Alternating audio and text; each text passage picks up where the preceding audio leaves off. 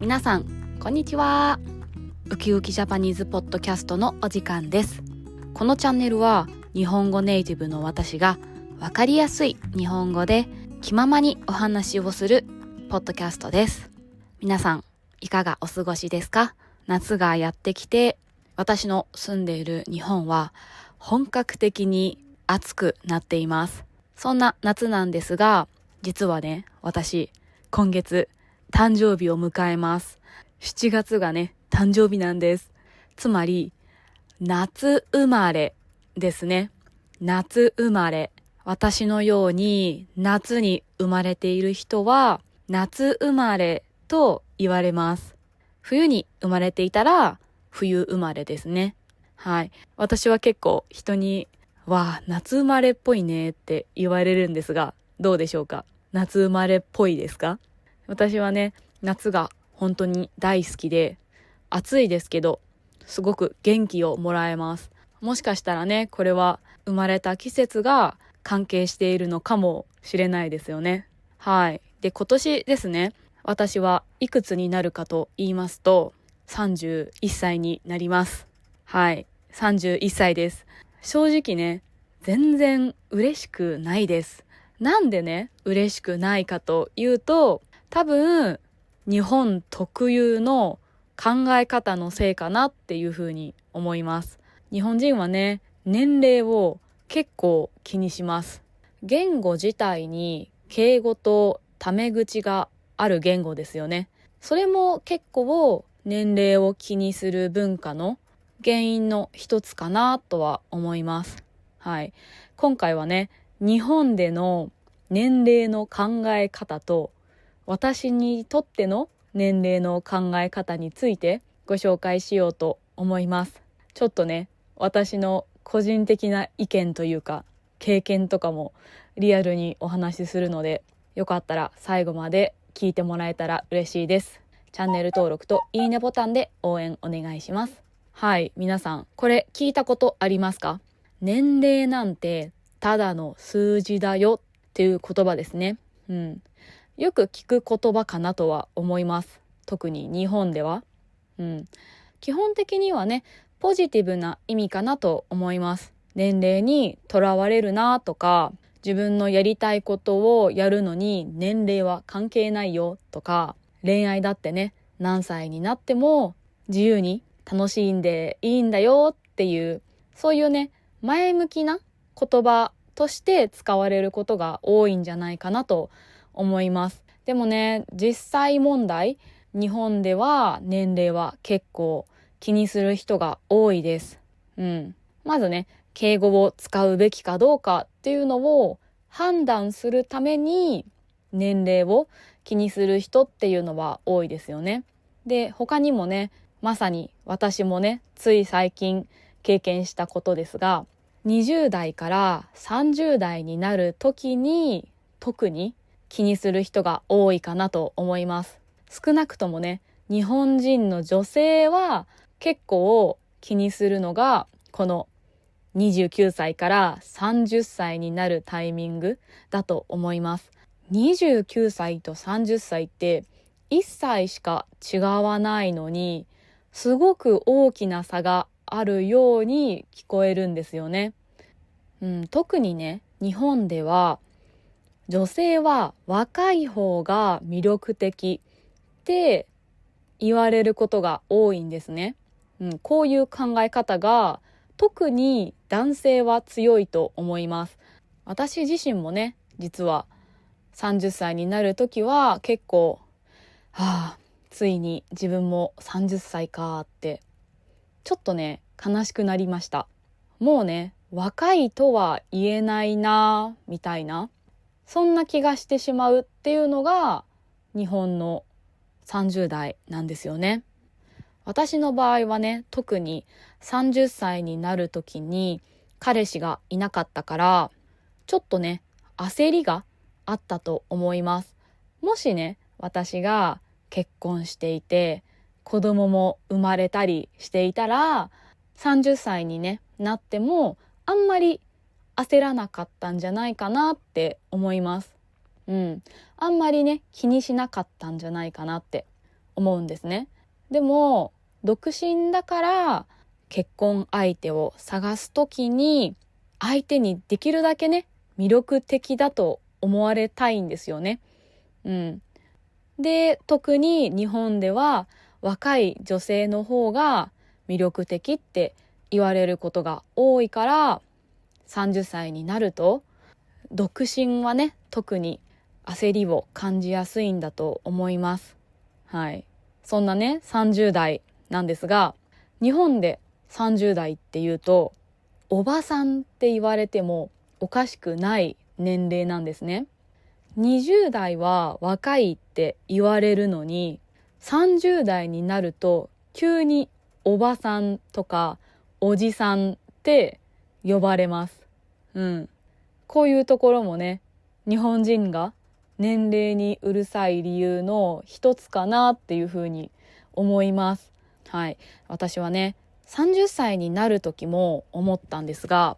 自分がね、31歳なんだって思うと、改めてね、びっくりします。私が10代だった頃って、30代ってすごく大人だなっていう印象があったんですね。例えば考え方とか行動がすごく大人らしくて立派なものなんだろうなっていうふうに予想をしてたんです。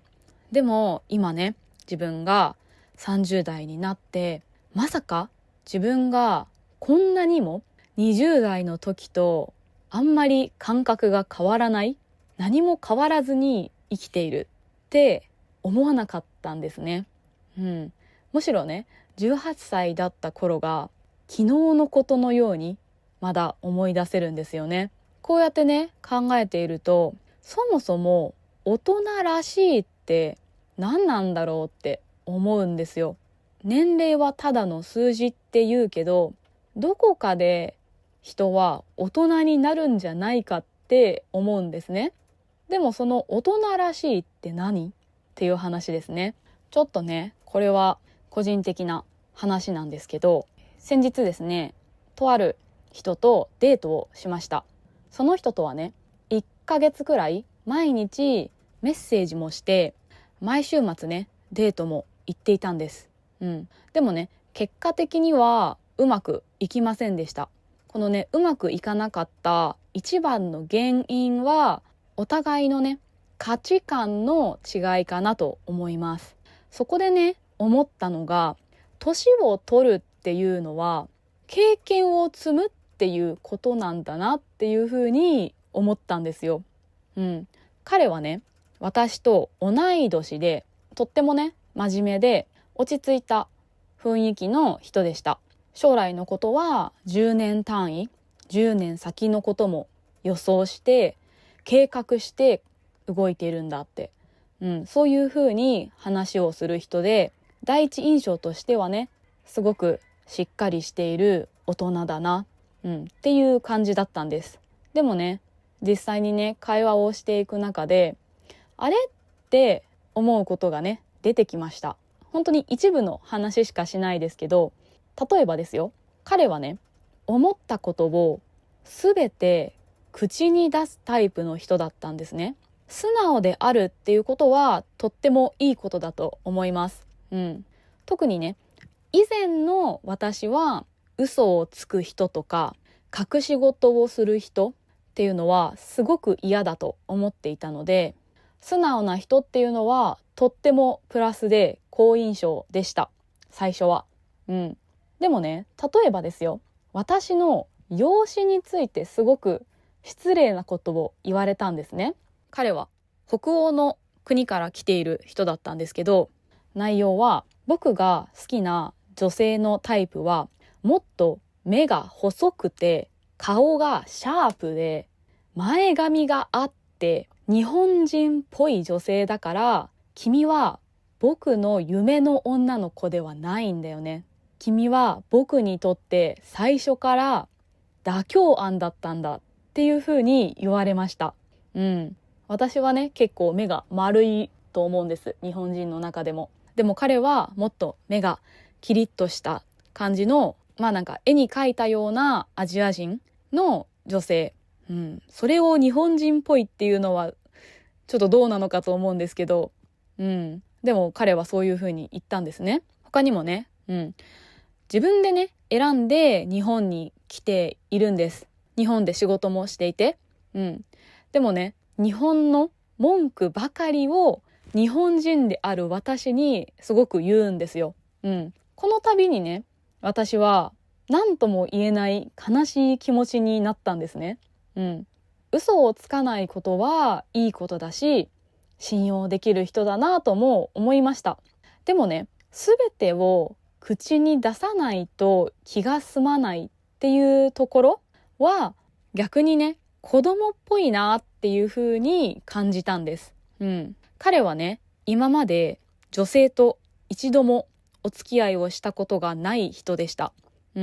だからそのせいっていうのもあると思います。だから自分の思ったことをね、全部言いたくて、全てを伝えたありのままの自分のことを愛してくれる人を探している。そういう人がいいっていうふうなことも言ってました。だからそ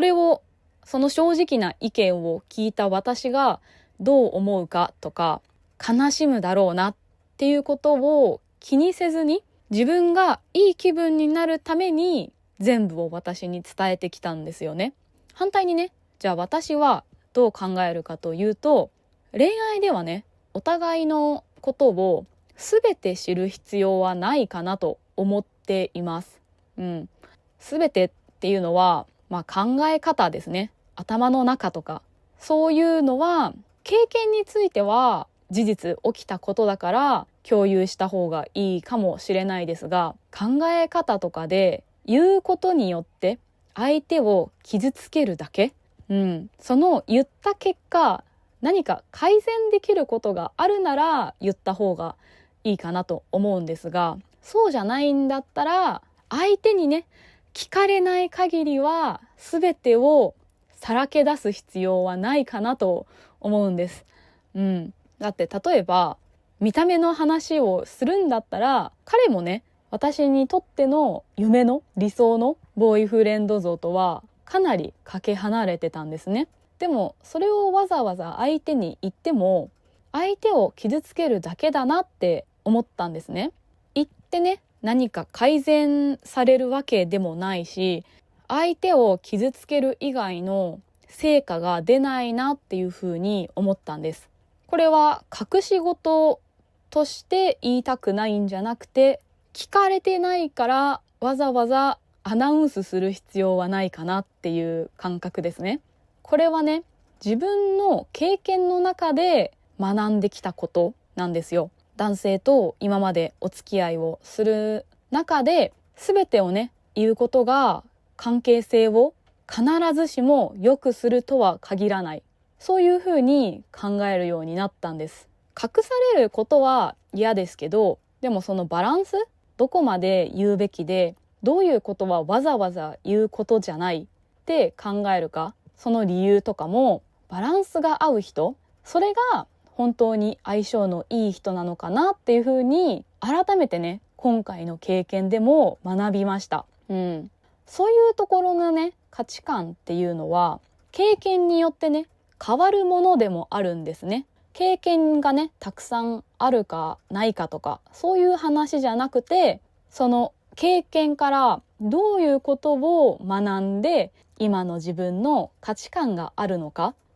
そういうことなんですよね。例えばね、私は20歳だった時よりも30歳になった今の自分のことの方が好きです。あの頃はね、経験が足りてなくて、良くも悪くも世間を知らなかったんですね。それこそ私も昔は夢のボーイフレンドのことを描いていたし、自分のね、価値観もちゃんと知れていなかったから、何が本当の自分にとっていいのか悪いのかっていうのもわからなかったんです。でもね、今の自分はどういう人間で、どういうものにより価値を感じるかっていうのが昔よりもクリアになったなと思います。自分のことがね、昔よりもよく分かっているから、自分が何を必要としていて何を嫌だと思うか、それが今の方がもっとわかるんですね。だからあれもいいかもこれもいいかもじゃなくて、自分にとってのいい選択っていうのが以前よりも上手にできるようになったと思います。だからこそ今の生活が前よりも充実してるし、自分らしい生き方ができているなっていうふうに思います。年齢をね重ねることで、人はいろんな経験をして自分のこともね学んでいくんだと思うんですね。だから年齢ってただの数字にもなるし、経験の詰まった大切な歴史にもなるんじゃないかなって思います。それが私の答えですね。はい、今回は年齢はただの数字なのかっていう話をしてきました。待っていてもね、どうせ年は取るんだったら、いろんなことを学んで次に生かして経験をすること、できればそれを楽しむこと、それが大切なんじゃないかなというふうに最近は思います。経験値はね、年を取ることの魅力にすることもできるんですよね。ただ年を取ることを悲しむだけじゃなくて、自分のね成長を楽しむ要素にできたらいいなって思います。年齢をね重ねただけで大人になるんじゃなくて、やっぱりねどんな経験をしてきたか、どうやって人と付き合ってきたか、そういうのが大事なんだなっていうふうに最近改めて感じました。今年はこのね経験を生かして価値観の合う素敵な人と出会えたらいいなと思います。はい、それからね皆さんに一つお願いがあります。私ね今月誕生日なんです。もしよかったらね、誕生日おめでとうとかおめでとうございますって一言でいいんでコメントをもらえたら嬉しいです。なんかね今年はいろいろあったんで泣いて喜んじゃいそうな気がします。はい、ということで今回の動画は楽しんでもらえたでしょうか。こういう動画が面白いと思ってくれた人はチャンネル登録といいねボタンで応援をお願いします。では次の動画でお会いしましょう。今日もみんな楽しく一日を過ごしてね。またね。